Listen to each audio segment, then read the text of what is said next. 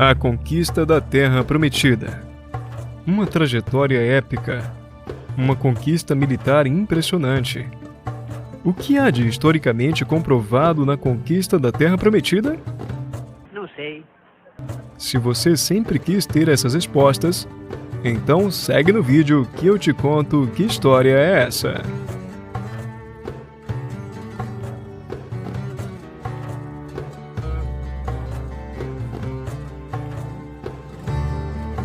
Sob a liderança política de Moisés e a liderança militar de Josué, os hebreus conseguiram escapar do Egito, graças a um pequeno exército de retaguarda, conforme estudamos no vídeo passado.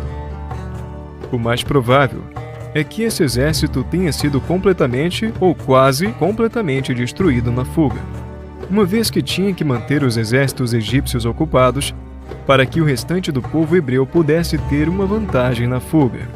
Ainda durante essa fuga, já sabemos que os hebreus teriam evitado os caminhos tradicionais que os egípcios usavam para o comércio, despistando assim os guardas dos postos avançados que Ramsés II possuía para guardar essas rotas comerciais. Os hebreus teriam tomado então uma rota perigosa que vitimaria vários entre seu povo, porém garantiria sua sobrevivência. Escolheram então o caminho desértico da Península do Sinai, uma vez que as tropas de Ramsés II, situadas nos postos avançados, não os perseguiria por lá, já que perderiam mais soldados e ainda deixariam as rotas comerciais desprotegidas, além de que não havia um sistema de comunicação eficaz nesse período.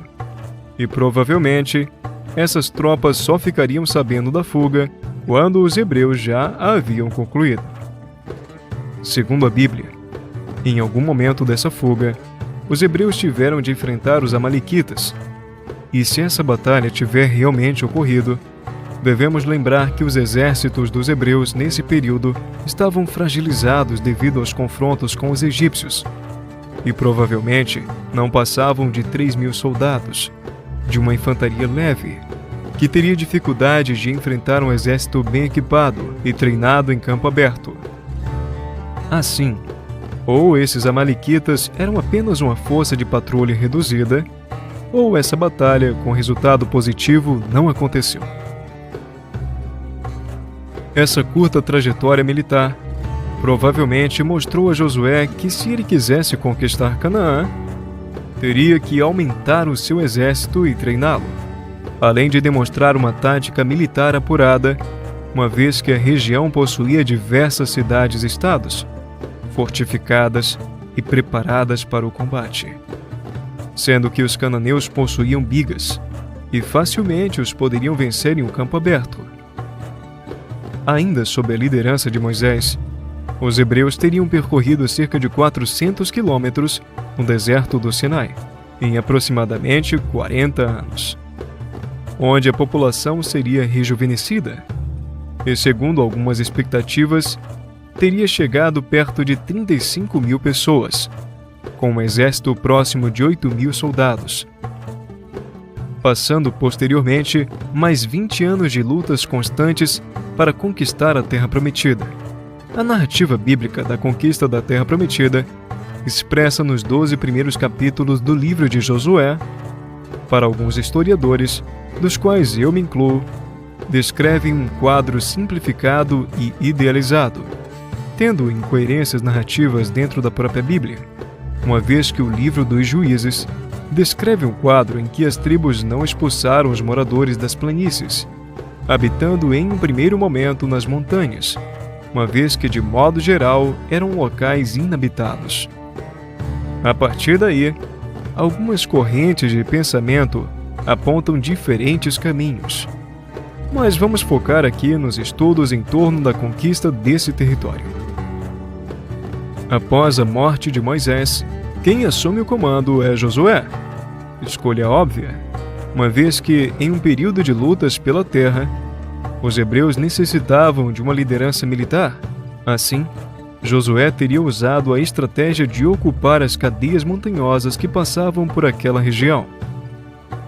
A partir daí, alguns pesquisadores sugerem que a Palestina teria sido tomada, pelo menos parcialmente por um homem. E provavelmente essa região teria sido essa cadeia de montanhas. Bem como nos estudos dos eventos do Êxodo, um cerne histórico pode ser observado, mesmo que a narrativa bíblica do período não possa ser encarada como uma verdade histórica absoluta. Nesse sentido, podemos afirmar que a conquista ocorreu, e o que sustenta essa tese é o fato de grande parte das cidades cananeias terem sido destruídas próximo do fim do século XIII a.C. Dito isto, a possibilidade de essa conquista ter sido mais demorada e orquestrada por cada tribo separadamente ganha força. Ainda mais, se considerarmos o caráter individualista de cada tribo, que em geral tomavam as suas próprias decisões, possuindo grande autonomia. Contra a narrativa de uma conquista única proposta pela Bíblia, os estudos apontam que a cidade de Jericó teria sido destruída antes da chegada dos hebreus, no século XIV a.C., e não posteriormente.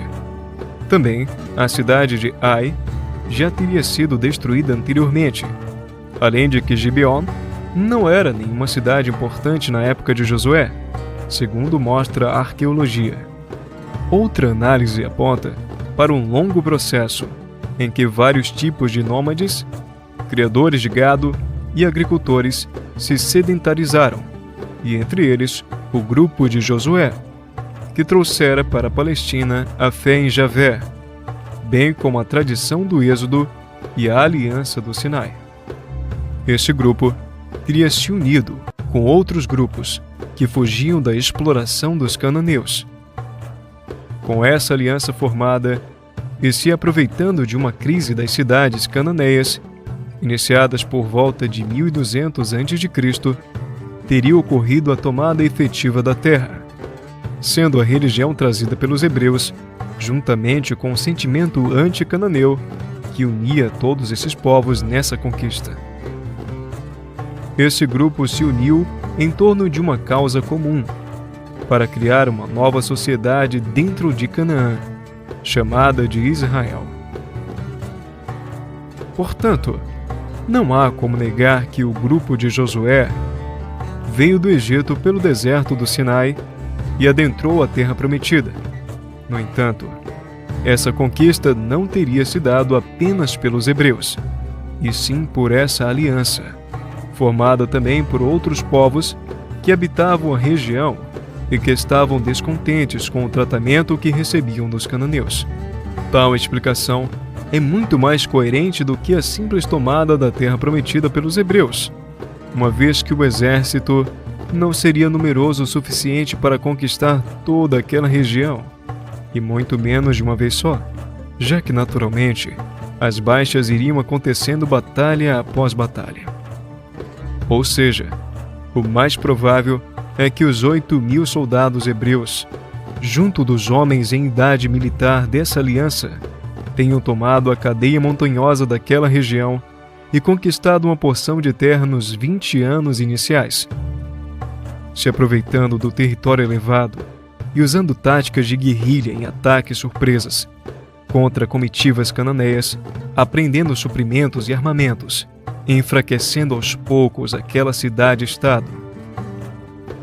Assim, cada tribo atacava separadamente, conquistando cada vez mais território e se unindo nas batalhas maiores, através da convocação do juiz da época, até que em aproximadamente 1000 a.C., Saul unisse as tribos em uma monarquia rudimentar. Pessoal, muito obrigado por mais essa audiência.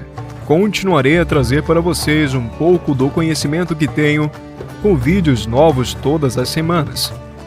Hoje o meu agradecimento especial vai para o meu amigo Zempo, que nos acompanha da Guiné-Bissau, e a todos os nossos queridos ouvintes do continente africano, que será ainda mais conhecido em nossos vídeos futuros aqui do canal. E se você também quer ser nominalmente citado aqui no canal, deixe abaixo de onde você está assistindo, que você será citado aqui no canal. Mais uma vez, muito obrigado, e até o próximo vídeo com mais um episódio do Que História é Essa?